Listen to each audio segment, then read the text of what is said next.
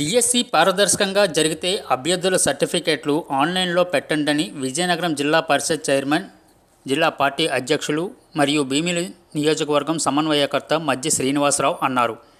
ఈ సందర్భంగా విజయనగరం పట్టణంలో దాసన్నపేట, అంబేద్కర్ జంక్షన్ కూడలి వద్ద ఉన్న రింగ్ రోడ్లో గల జిల్లా పార్టీ కార్యాలయంలో ఏర్పాటు చేసిన విలేకరుల సమావేశంలో ఆయన మాట్లాడుతూ, చంద్రబాబు వెన్నుపోటుకు 2 ఏళ్లు అని పోస్టర్ మరియు బుక్లెట్లను ఆవిష్కరించడం జరిగింది. జూన్ 4, 2024 ఎన్నికల ఫలితాలు వెలువడ్డాయని, 2026 జూన్ 4తో చంద్రబాబు నేతృత్వంలోని కూటమి ప్రభుత్వం 2 ఏళ్ల పాలన పూర్తి కావస్తుందని, జూన్ 12కి చంద్రబాబు నాయుడు సీఎంగా పదవీ ప్రమాణ స్వీకారం చేసి 2 ఏళ్లు పూర్తవుతుందని, ఈ 2 ఏళ్లలో ప్రజల కష్ట నష్టాలు దృష్టిలో ఉంచుకొని వైఎస్ఆర్సీపీ జాతీయ అధ్యక్షులు, మాజీ ముఖ్యమంత్రి జగన్మోహన్ రెడ్డి ఆదేశాల మేరకు ఎన్నికల్లో కానీ అధికారంలోకి కానీ వచ్చాక ఈ 2 ఏళ్లలో కేవలం ప్రజలను వంచి వెన్నుపోటు పొడిచిన ఈ కూటమి ప్రభుత్వం, వెన్నుపోటు అని ఎందుకంటున్నామంటే ఎన్నికల్లో సూపర్ 6 హామీలు ఇస్తామని చెప్పి అధికారంలోకి వచ్చాక వాటిని అమలు చేయకుండా 2 ఏళ్లు ప్రజలను వంచారని, అందుకే వైఎస్ఆర్సీపీ చంద్రబాబు 2 ఏళ్ల పాలనకు చంద్రబాబు వెన్నుపోటు 2 ఏళ్లు నినాదంతో ప్రజలకు తెలియజేసే ఉద్దేశంతో జూన్ 4 నుండి 12 వరకు రకరకాలైన కార్యక్రమాలను రూపొందించడం జరుగుతుందని, మండల స్థాయి నుంచి నియోజకవర్గ స్థాయి వరకు వెన్నుపోటుకు 2 ఏళ్ల కార్యక్రమం నిర్వహించడం జరుగుతుందని ఆయన తెలిపారు. డిఎస్సి పారదర్శకంగా జరిగితే అభ్యర్థులు సర్టిఫికేట్లు ఆన్లైన్లో పెట్టాలని, స్పోర్ట్స్ కోటాలో ఉద్యోగాలు ఎలా ఇచ్చారని ఆయన ప్రశ్నించారు.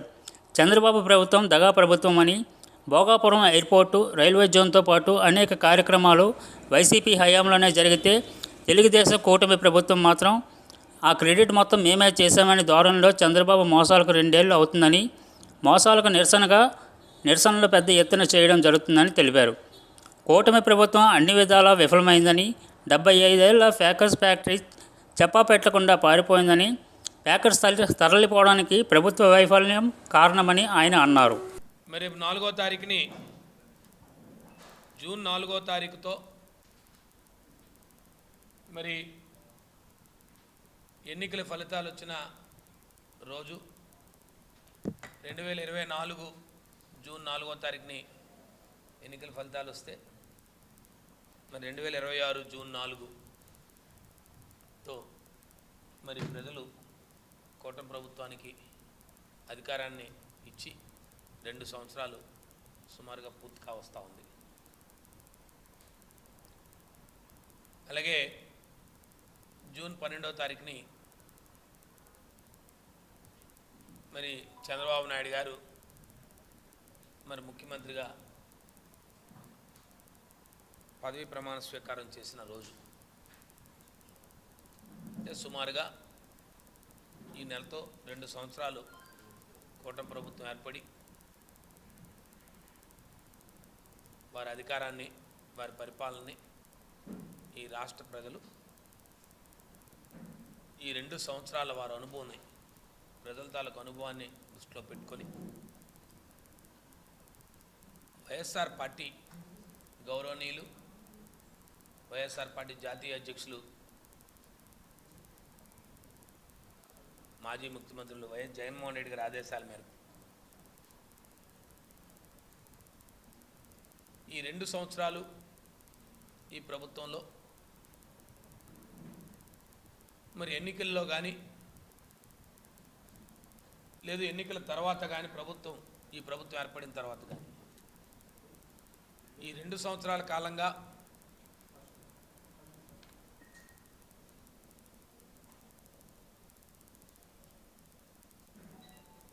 కేవలం ప్రజల్ని వంచి వెన్నుపోటు పొడిచి, ఎందుకు వెన్నుపోటు అనే పదాన్ని మేము చెప్తా ఉన్నామంటే మరి ఎన్నికల్లో సూపర్ 6 అని అనేక హామీలు ఇచ్చారు. ఒక్క హామీని కూడా పూర్తి స్థాయిలో అమలుపరచక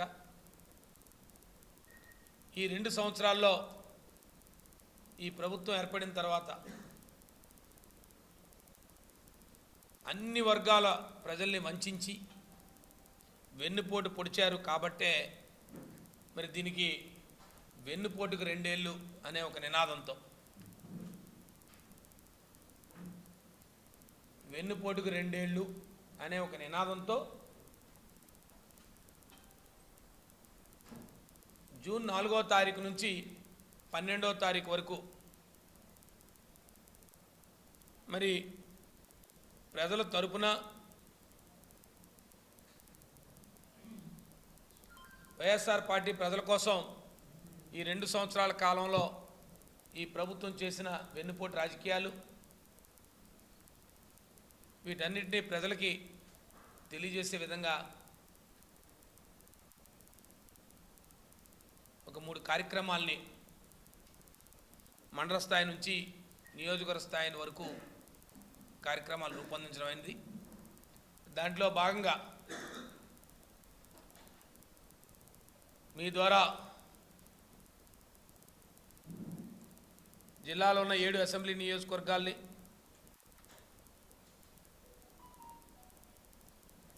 నాలుగవ తారీఖున ప్రతి మండల కేంద్రంలో అంబేద్కర్ గారి విగ్రహం వద్ద కానీ లేదా కీర్తిశేషులు వైఎస్ రాజశేఖర రెడ్డి గారి విగ్రహం వద్ద కానీ మండల స్థాయిలో వైఎస్ఆర్ కార్యకర్తలు పెద్ద ఎత్తున వారికి నివాళులు అర్పించి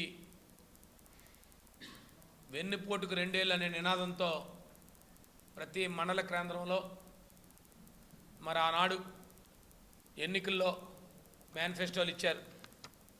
మరి ఆ మేనిఫెస్టోలన్నీ ప్రజలకు చూపిస్తూ ప్రజలకు ఆ రోజు పత్రికా సమావేశం ఏర్పాటు చేసి ప్రజల ద్వారా మండలాల్లో ఉన్న ప్రజలకి ఏదైతే మీరు ఇచ్చిన మేనిఫెస్టో, ముఖ్యంగా తెలుగుదేశం పార్టీ ఇంటింటికి ఆ రోజు కరపత్రాలు పంచారు. మా ప్రభుత్వం అవకాశం ఇవ్వండి, మేము అధికారంలోకి వస్తే ఏ కార్యక్రమాలు చేస్తామని చెప్పి దాంట్లో ఒక సూపర్ 6 అనే మేనిఫెస్టో పెట్టారు. అదే కాక సుమారు ఒక 126 హామీలను ఇచ్చారు.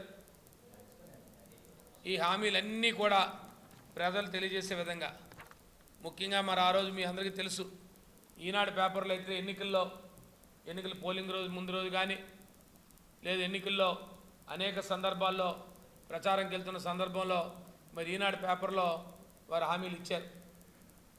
మరి వాళ్ళ హామీలు ఎక్కడా కూడా ఆ పత్రికలు ఎక్కడా కూడా మరి ఎందుచేత ఈ కార్యక్రమాలు చేయడం లేదని చెప్పి ఈ ప్రభుత్వాన్ని నిలదీయాలని చెప్పి మరి ఆ పత్రికలు కూడా మళ్ళీ ప్రజలకు ఒకసారి చూపించే కార్యక్రమాన్ని ముఖ్యంగా 4వ తారీఖుని పెద్ద ఎత్తున ఒక నిరసన కార్యక్రమం చేయాలని మరి ఆ నిరసన ద్వారా మండల కేంద్రంలో వైఎస్ఆర్ పార్టీ నాయకులు కార్యకర్తలు 4వ తారీఖుని మీ నియోజకవర్గాల్లో మీ నియోజకవర్గ ఇన్ఛార్జ్ ఆధ్వర్యంలో వారు నిర్దేశించిన ప్రదేశంలో ఖచ్చితంగా మన విజయనగరం జిల్లాలో ఉన్న 7 అసెంబ్లీ నియోజకవర్గాల్లో కూడా ఈ కార్యక్రమాలు జరగాలని చెప్పి పార్టీ ఆదేశానుసారం దీనికి ముఖ్యంగా వైఎస్ఆర్ పార్టీ కార్యకర్తలు నాయకులు ముఖ్యంగా మండల పార్టీ అధ్యక్షుల ఆధ్వర్యంలో పెద్ద ఎత్తున మరి ప్రజాప్రతినిధులు కానీ స్థానిక సంస్థలు ఉన్న అధికార ప్రజాప్రతినిధులు కానీ పార్టీ పదవుల్లో ఉన్న ప్రజాప్రతినిధులు కానీ వైఎస్ఆర్ పార్టీ నాయకులు కార్యకర్తలు పెద్ద ఎత్తున ప్రజల్ని కలుపుకొని ప్రజల్ని మమేకం పరుస్తూ మరి ఈ కార్యక్రమం చేయాలని చెప్పి ఆదేశం చేశారు. మరి దాంట్లో భాగంగా మరి ఆ కార్యక్రమాలు జరుగుతాయని మీ ద్వారా తెలియజేస్తూ అలాగే 8, 9 తారీఖుల్లో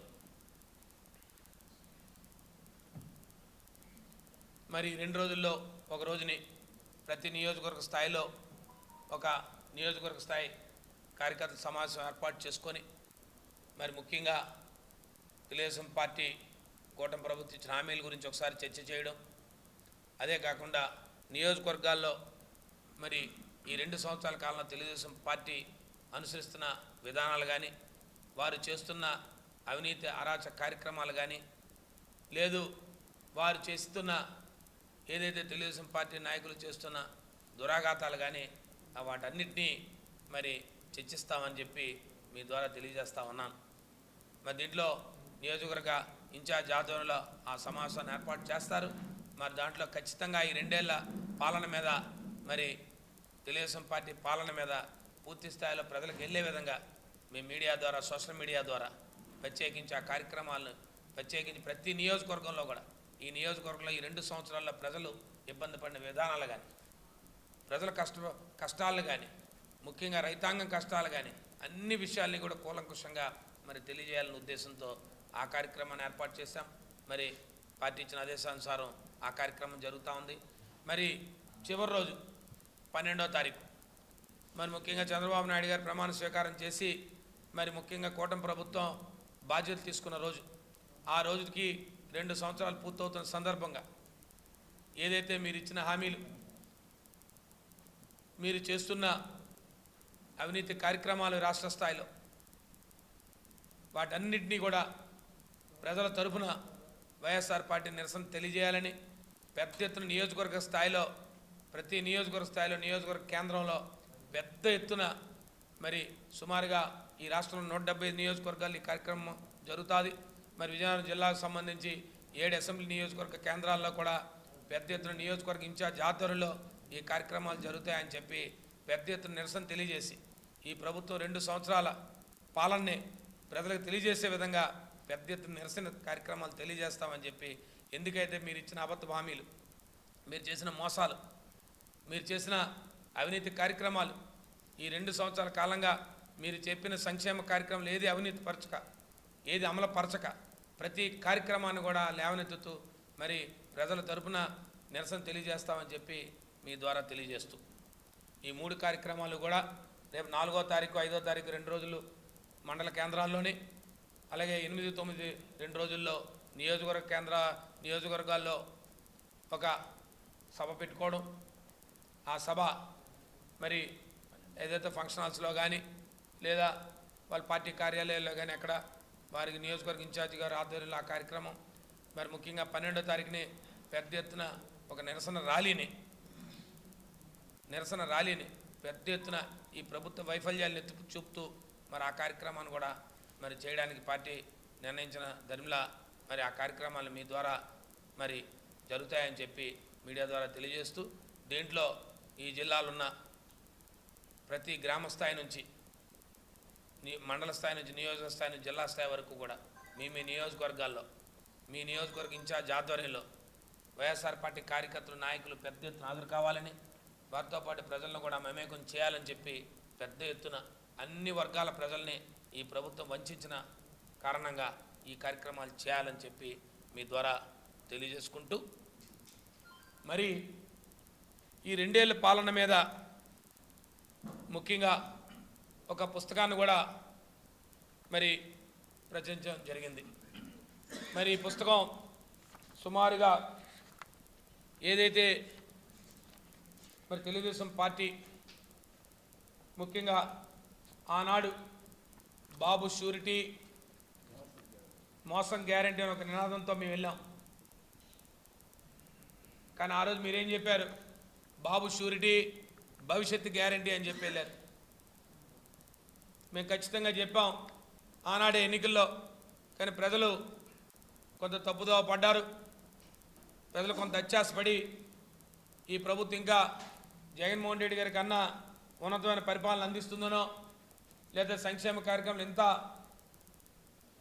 అందిస్తుందనో ప్రజలు కొంత ఆ ప్రభుత్వం పక్క మొగ్గు చూపడం వలన ఇవాళ ప్రజలకు ఇన్ని కష్టాలు ఏర్పడ్డాయి. మరి ముఖ్యంగా ఆనాడు మీ అందరికీ తెలుసు, ఈ పుస్తకాన్ని వెన్నుపోటుకు 2 ఏళ్ళు అనే నినాదంతో ఒక పుస్తకాన్ని ప్రచురించాం.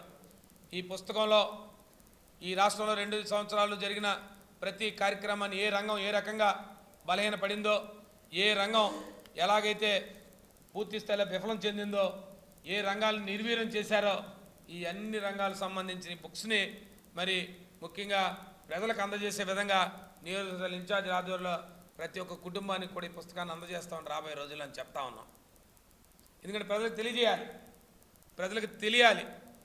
ఈ ప్రభుత్వం వారికి ఉన్న కొన్ని మీడియా ఛానల్స్ ద్వారానో, వారికి ఉన్న కొన్ని పత్రికల ద్వారానో, లేదు వారికి ఉన్న అధికారంతో కొంత వైఎస్ఆర్ పార్టీ సోషల్ మీడియానో, లేదు ఎవరైనా తటస్థులు వాస్తవాలు చెప్తే వారి మీద అక్రమ కేసులు బనాయించో మీరు వారి నోరు నొక్కే ప్రయత్నం చేస్తూ ఉన్నారు.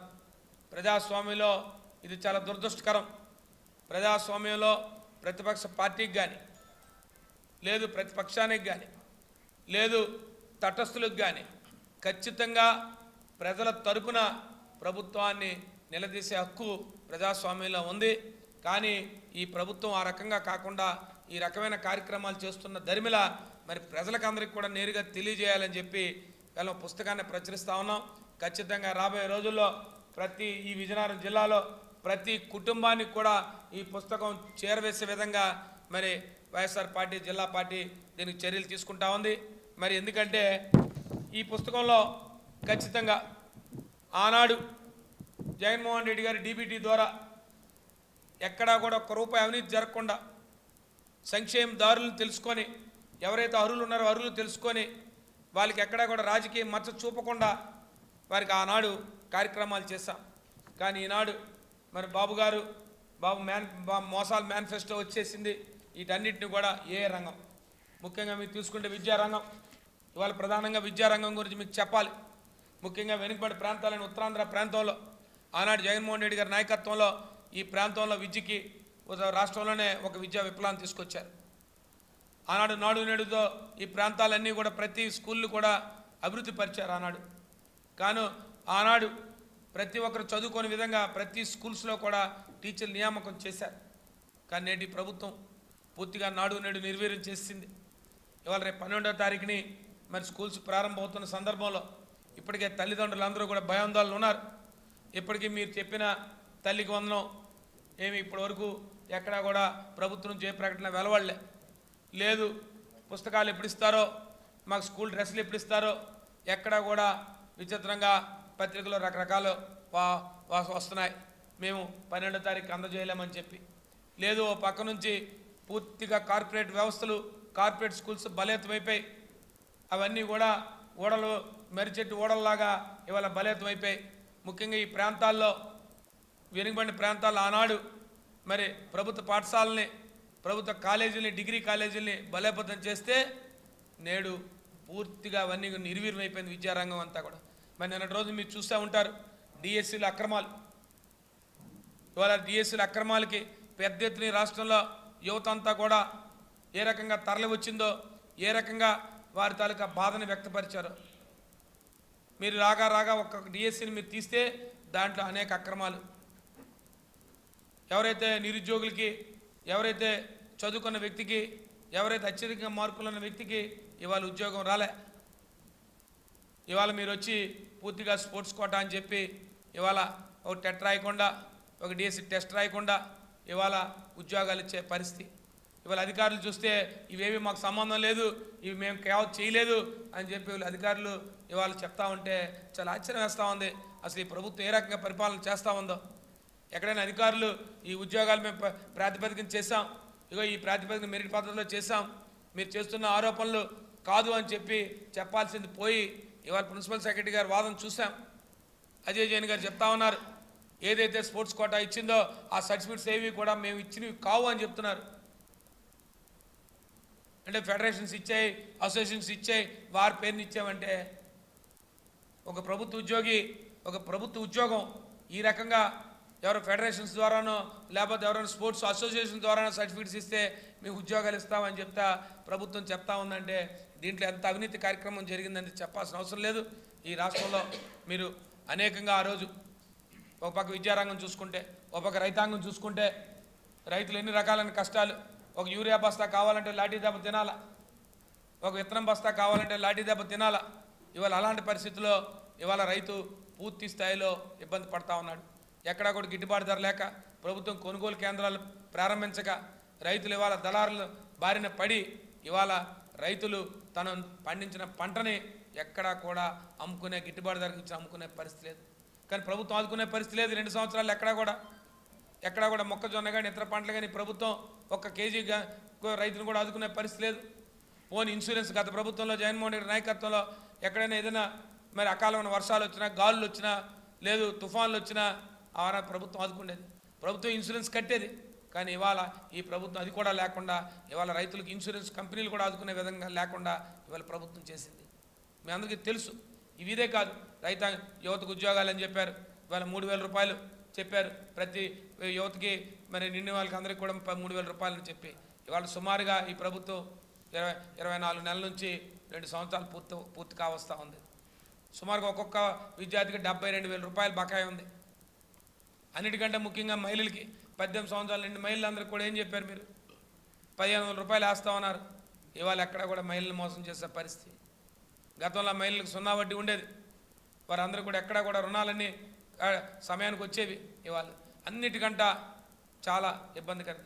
ఇవాళ పెన్షన్ కేవలం గత ప్రభుత్వంలో ఇస్తున్న పెన్షన్లే కాక తప్ప వాటిలో అనేక రకాలైన ఆంక్షలు పెట్టి వెరిఫికేషన్ అని చెప్పి ఇవాళ సుమారు 11 లక్షల పెన్షన్లు తొలగించేది ఈ ప్రభుత్వం. కొత్తగా ఒక 60 సంవత్సరాలు నిండిన వ్యక్తికి కూడా ఒక్క పెన్షన్ లేదు. ఈ ప్రభుత్వం వచ్చిందంటే 60 సంవత్సరాలు నిండిన పెన్షన్ ఎక్కడా లేడు.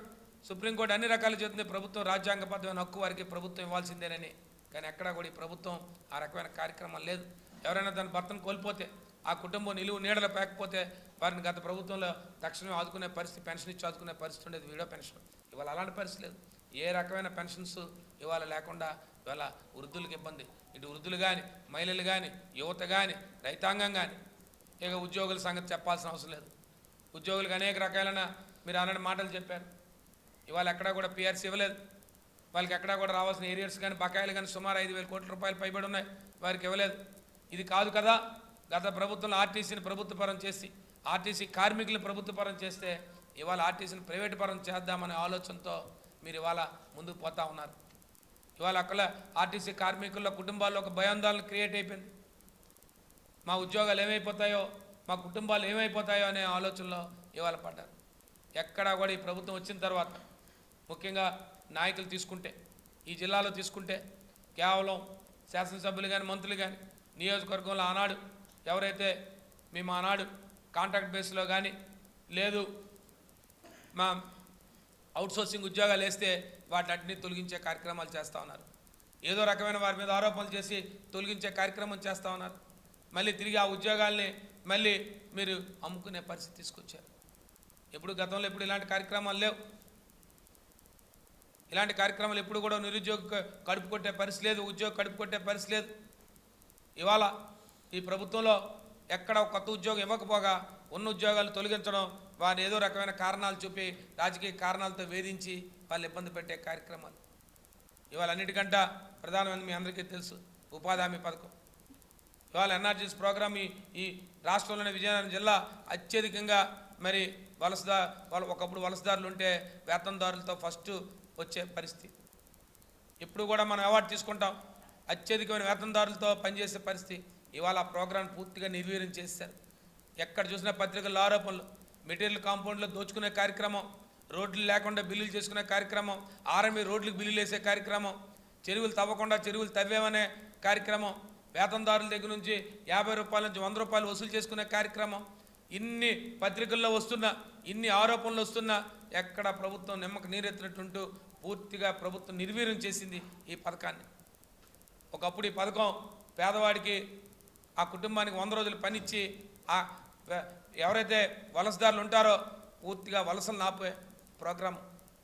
అలాంటి ప్రోగ్రాంని ఇవాళ పూర్తిగా నిర్వీర్యం చేసి కేవలం మీ ధనదాహం కోసం, తెలుగుదేశం పార్టీ నాయకుల తాలూకా ధనదాహం కోసం ఇవాళ ఆ కార్యక్రమాన్ని, ఆ ప్రోగ్రాం నిర్వీర్యం చేసే పరిస్థితి వచ్చింది. అనేక ఆరోపణలు, ఎక్కడ చూసినా ఆ సోమవారం గ్రీవెన్స్ వచ్చిందంటే చాలు ఇవాళ ఉపాధి హామీ మీద విపరీతమైన ఆరోపణలతో గ్రీవెన్స్లు వస్తూ ఉంటాయి. ఎక్కడ చూసినా ఫీల్డ్ డెస్క్లు తొలగించే కార్యక్రమం.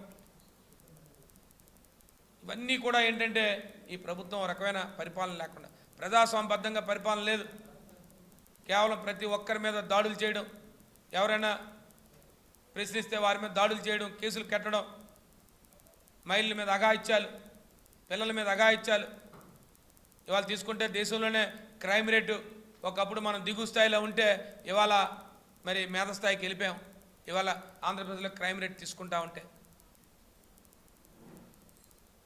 ఎక్కడా కూడా ఇంకా మీ ద్వారా చెప్పాలి. ఈ జిల్లాలో తీసుకుంటే ఒకప్పుడు 5 సంవత్సరాల కాలంలో ప్రతి పేదవాడికి కూడా తాగునీరుకి ఎక్కడ ఇబ్బంది లేకుండా, వేసవికాలం వచ్చినా కూడా లేదు 24 గంటలు కూడా ఎప్పుడు కూడా త్రాగునీటికి ఇబ్బంది లేకుండా ఎప్పుడు మానిటరింగ్ చేసేవాళ్ళు. ఇవాళ అనేక గ్రామ పంచాయతీల్లో పంచాయతీ ఎన్నికలు అయిపోయి పంచాయతీ ప్రెసిడెంట్లు అయిపోయిన తర్వాత ఎవ్వరూ కూడా పట్టించుకునే నాదుడు లేడు. ఆనాడు ప్రజాప్రతినిధులు ఉండేవారు, సర్పంచులు ఉండేవారు, ప్రజాప్రతినిధులు పట్టించుకునేవారు. ఇవాళ ఎవ్వరు ప్రజాప్రతినిధులు పట్టించుకునే లేదు. సుమారుగా పత్రికల్లో చూస్తూ ఉంటాం. ఏ ప్రాంతంలో చూసినా 4 రోజులు 3 రోజులు తాగునీరు లేదు, కుటుంబాలను ఇబ్బంది పడ్డాం. మళ్ళీ పూర్వకాలంలాగా మళ్ళీ నూతుల దగ్గరికో బోరుల దగ్గరికో వెళ్ళే పరిస్థితి తీసుకొస్తా ఉన్నారు. ఎక్కడా కూడా అన్నిటికంటే ఇంకా చాలా దీనావస్థలో వైద్య రంగం ఉంది. అసలు ఇవాళ వైద్య రంగం తీసుకుంటా ఉంటే అసలు పేదవాడికి నిండు నూరేళ్ళు నిండిపోతాయా ఏదైనా జబ్బు వేస్తే అనే పరిస్థితి. ఇవాళ ప్రధానమైనది మన గవర్నమెంట్ హాస్పిటల్.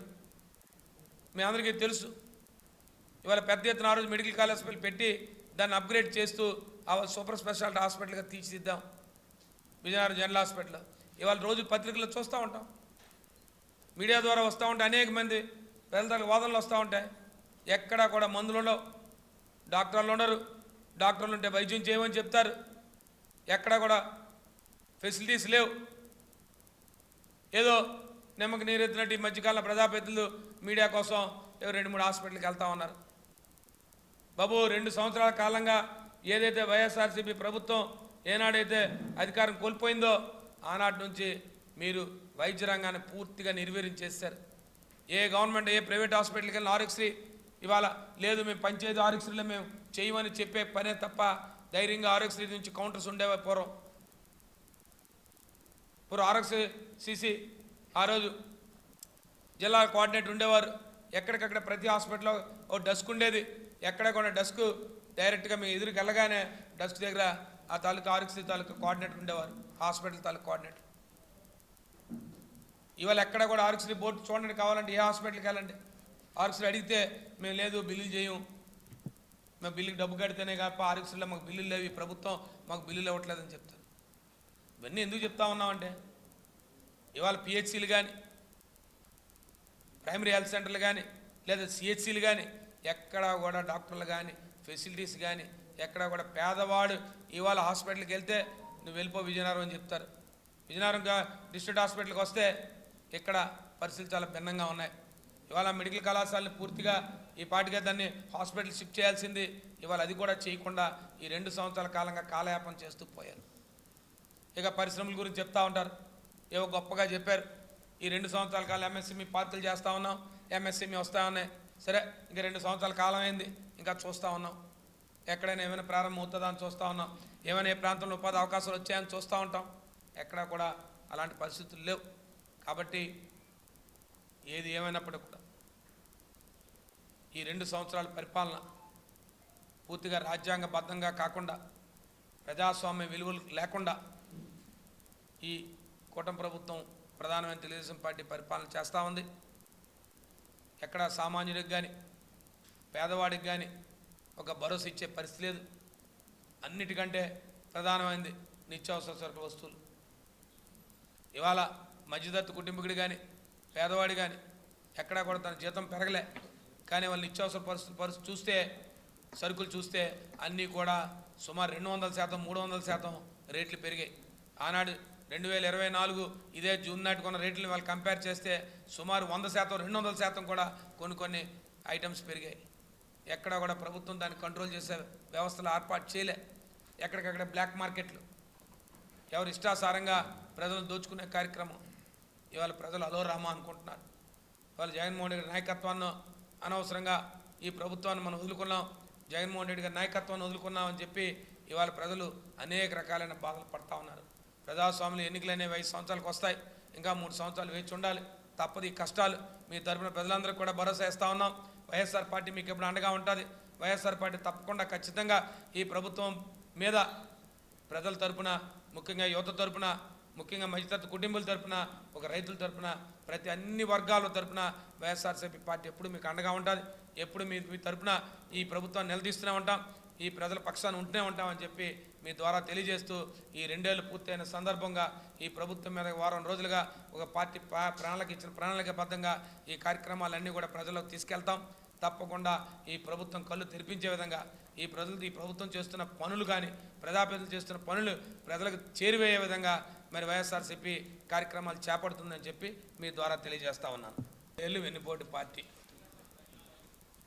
ప్రభుత్వం ఎప్పుడు ఏర్పడినా కేవలం ఎన్నికల ముందు ఒక మాట చెప్తారు, ఎన్నికల్లో అనేక హామీలు చెప్తారు, ఎన్నికలు అయిపోయిన తర్వాత వాటిని మర్చిపోతారు. వాటికి రకరకాలు చెప్తారు. మీరు చెప్పిన వాళ్ళ కార్యక్రమాలు ఏవైనా, ఇవాళ చెప్పిన ఈ కార్యక్రమాలు, వారు ఈ ప్రభుత్వం 5 సంవత్సరాల ప్రభుత్వం బేరీజ్లో ఏ రంగంలో తీసుకోండి, అప్పులు తీసుకోండి, సుమారు 4 లక్షల కోట్లు అప్పులు చేశారు ఈ 2 సంవత్సరాల్లో. 5 సంవత్సరాల ప్రభుత్వంలో సుమారు 2,65,000 కోట్ల రూపాయలు అప్పు చేస్తే ఇవాళ 2 సంవత్సరాల్లో 4 లక్షల కోట్లు అప్పు చేశారు. ఏం చేశారు? డబ్బు చెప్పరు. ఒక పథకం పూర్తి స్థాయిలో ఎవరు, ఒకవేళ ఏదైనా పథకాన్ని ప్రవేశపెడితే ఇలా అమ్మఒడి సుమారుగా నాకు తెలిసి 70% కన్నా ఎక్కువ మందికి ఇవ్వలే. మీరు చెప్పిన అన్నదాత సుఖీభావ పూర్తి స్థాయిలో ఇవ్వలే. మీరు చెప్పిన తల్లికి వందనం పూర్తి స్థాయిలో ఇవ్వలే. మీరు ఏ పథకం చూసుకోండి, ఇంకా సూపర్ 6లో చూసుకుంటే కొన్ని పథకాలు లేవు. నిరుద్యోగ వృద్ధి లేదు. మరి మహిళలకు 1,500 రూపాయలు చెప్పారు. ఆ కార్యక్రమం అయితే పూర్తిగా కనపడలేదు. ఏమైనా చెప్తే మేము సూపర్ సిక్స్ ఏంటంటారు, సూపర్ హిట్ అంటారు. అన్ని ఇట్లు పట్లు అన్నీ మీవే.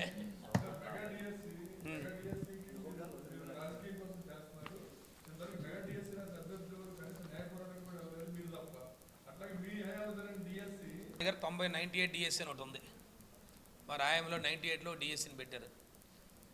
దాన్ని అన్ని ప్రభుత్వాల మధ్యలో మారాయి. తర్వాత ఆయన కూడా వచ్చారు 2014-19లో, వారు పెట్టిన 98 డిఎస్సీని ఎక్కడా కూడా వారు చేయలే. జగన్మోహన్ రెడ్డి గారు వాళ్ళందరికీ కూడా కాంట్రాక్ట్ లెక్చర్స్ ఉద్యోగాలుగా మీ అందరికీ తెలుసు. చాలామంది అందులో వయసు రిటైర్మెంట్ 60 సంవత్సరాల మంది నిండిపోతున్న కూడా ఉద్యోగాలు ఇచ్చి ఆదుకున్నారని. అంటే ఒక సమస్య వస్తే ఆ సమస్యను పరిష్కరించే నేత జగన్మోహన్ రెడ్డి గారు. సరే, మీరు డిఎస్సి గురించి చెప్తా ఉన్నారు. డిఎస్సిలో వచ్చి అవకతవకలు జరగలేదు. ఇప్పటికి వచ్చి అవకతవకలు జరగలేదు, మేము పారదర్శకంగా చేశాం అని ప్రభుత్వం ఎందుకు స్ట్రెయిట్గా ఎంతమంది అభ్యర్థులు వచ్చారు, ఎంతమందికి ఉద్యోగాలు ఇచ్చాం, ఈ రకమైన ట్రాన్స్పరెన్సీకి ఎందుకు ప్రభుత్వం ఒక వివరణ ఇవ్వట్లేదు?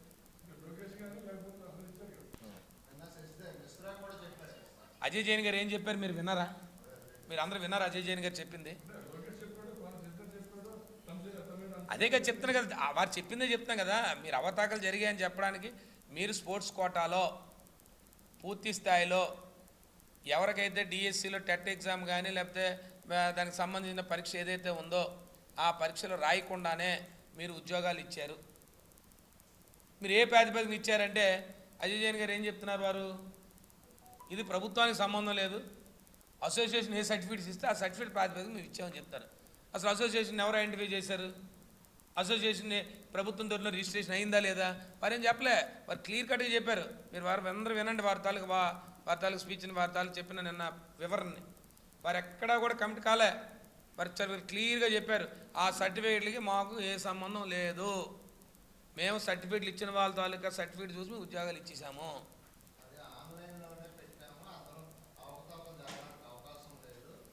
జరిగానే కదా మేము చెప్తున్నాం.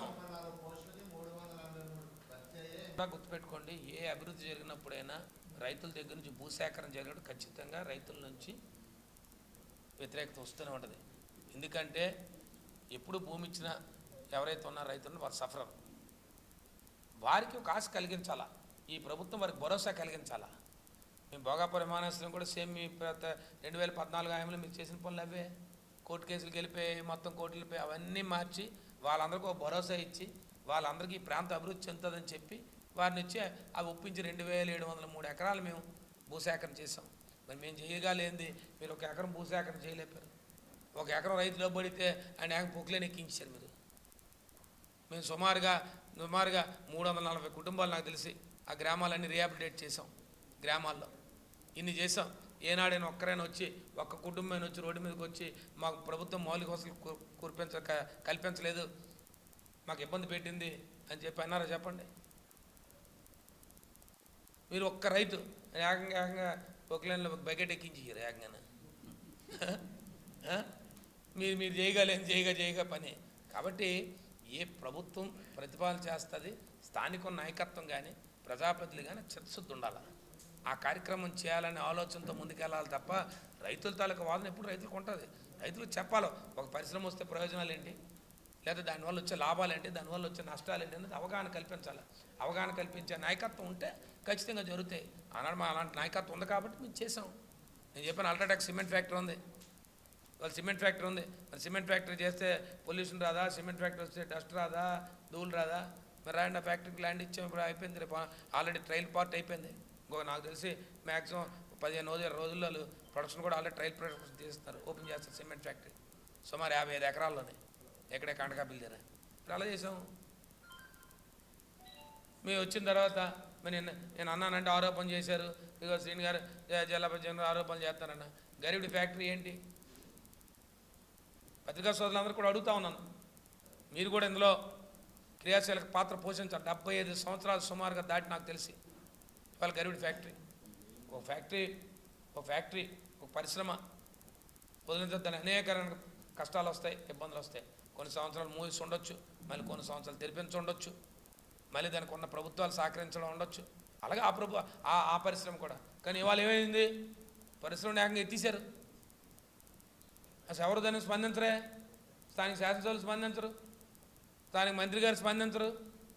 అసలు దానికి ఎవరు పర్మిషన్ ఇచ్చారు? ఎవరు దానికి గవర్నమెంట్ పర్మిషన్ ఇచ్చింది? అది ఏకంగా తీసుకెళ్ళిపోయాడు ఏకంగాను. సుమారు 75 సంవత్సరాల పరిశ్రమ. ఆ ప్రాంతంలో సుమారు 15,000-20,000 మంది జనాభా ఆధారపడిన ప్రాంతం అది. ఒక నియోజకవర్గం 2 నియోజకవర్గాలు ఆధారపడిన ప్రాంతం అది. ఎంతోమంది కుటుంబాలు బాగుపరిచిన కుటుంబాలు ఇవాళ ఉన్నతమైన భవిష్యత్తులు తీర్చిదిద్దిన పరిశ్రమ అది. ఇక్కడ ఉన్న ఎవరం పుట్టలేదు. పుల్ల దగ్గర పుట్టినేమో తెలియదు, కానీ నాకు ఆయన కూడా పుట్టలేదు, ఆయన కూడా పుట్టలేదు. ఇక్కడ ఉన్న వాళ్ళు ఎవరం పుట్టలేదు, ఆ పరిశ్రమ పుట్టింది. ఎవరం కూడా అలాంటి పరిశ్రమ ఇవ్వాలా? మీరు అందరూ కూడా దాని మీద గట్టిగా ప్రభుత్వం దృష్టికి తీసుకెళ్ళాలా? దాని మీద ఏమైనా రివ్యూ చేశారా? ఎందుకు ఎవరైనా ముందుకు రావాలి? అసలు దానికి ఉన్న నష్టాలేంటి, దానికి ఉన్న లాభాలేంటి, లేదా దానికి ఉన్న ఇబ్బందులు ఏంటి, ఏ రోజు చేశారా? అప్పుడు ఏమైనా మేనేజ్మెంటు ఇగో మేము చేయలేని పనులు ఉన్నాయి, లేకపోతే ఏమో ఈ పరిశ్రమలు ఆడలేదు. దీంతోపాటు పక్కనే కోతవేడు దూరంలో పరిశ్రమ రన్ అవుతుంది, SMS ఫ్యాక్టరీ. కోతవేడు దూరమేనా? పెదబంటిపల్లిలోనే 8 ఫర్నెస్లతో రన్ అవుతుంది. ఇవాళ 8th ఫర్నెస్ ఓపెన్ చేశారు వాళ్ళు. ఇప్పుడే మీకు తెలుసా, గరివిడి ఫ్యాక్టరీ కన్నా ఆల్మోస్ట్ డబుల్ ప్రొడక్షన్ చేసేస్తున్నారు వాళ్ళు. ఎంత దూరం ఉంది అది? 2 కిలోమీటర్ల దూరంలోనే పెదబంటిపల్లి. మరి ఆ పరిశ్రమ రన్ అవుతుంది. ఆ పక్కన ఉన్న గర్భంలోనే SMS ఫ్యాక్టరీ రన్ అవుతుంది, బొబ్బుల్లో ఫ్యాక్టరీలు రన్ అవుతున్నాయి. ముసలి రోజు ఇబ్బంది పడే రోజులు ఇబ్బంది పడలేదు అనలే. పరిశ్రమ అంతా ఇబ్బంది ఉండదని నేను చెప్పట్లే. ప్రభుత్వం ఏం చేయాలి, ప్రజాప్రతినిధులు ఏం చేయాలి? అసలు ప్రభుత్వం దృష్టి ప్రజాప్రతినిధులు తీసుకెళ్ళారా? అసలు ఈ ప్రభుత్వం దృష్టిలో ఉందా? అది చెప్పండి ముందు. ప్రభుత్వం దృష్టి చెప్పించమని దాన్ని మేజర్ ఇండస్ట్రీ మంత్రి గారిని, MSC మంత్రి గారిని ప్రశ్నించిన వారి పరిధిలోకి రాని అంశం ఏమో నాకు తెలియదు. స్థానిక మంత్రిగా నేను వారిని అడిగాను. అంతేగాని పరిశ్రమ మీకు అప్పచెప్పేస్తాం, మీ తాళాలు ఓపెన్ చేయండి, ఇది కాదు కదా. ఇప్పటికే అన్ని ప్రైవేటైజేషన్ చేసి అన్ని ఇచ్చాను. మరి ప్రభుత్వం ఒకటి ఇచ్చేయాలి తాళాలు, దాని దగ్గర పెడితే అది జరుగుతుంది. మనం చెప్పక్కర్లేదు అది.